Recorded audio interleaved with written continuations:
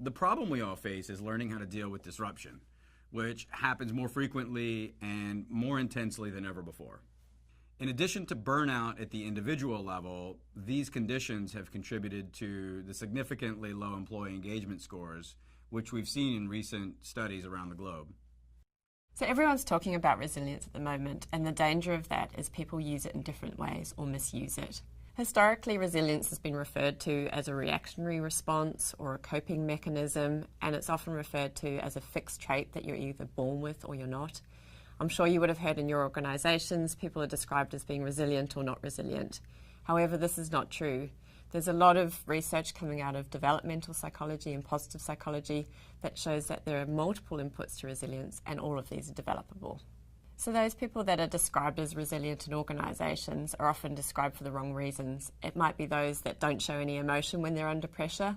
It might be those that stay on their fixed course that they've decided on. So when we label these sort of people resilient, we're actually missing the point of what is resilience.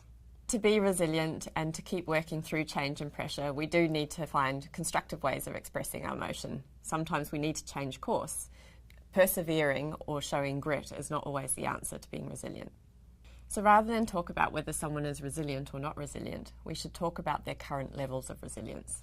Your resilience fluctuates depending on the experiences you're going through, the pressures you're under, and sometimes the pressures you put yourself under.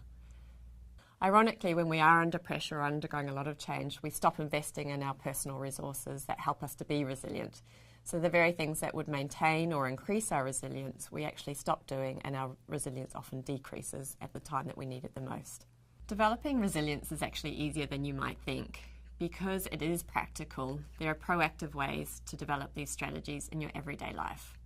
And you'll find the rewards. Also, fostering resilience in your people is going to become a demanded leadership competency. By getting involved in this program and working on your ability to cultivate resilience in the people in your team, you're going to be ahead of the game. Through learning about the different inputs into your resilience levels, you're going to be able to take control of your lives. You're going to be able to have strategies that you can easily implement into your everyday routines. There's been a lot of studies that have linked increased resilience to increased life satisfaction, work satisfaction, and work engagement. This means you're going to live a happier, healthier, more engaged life. And who wouldn't want that?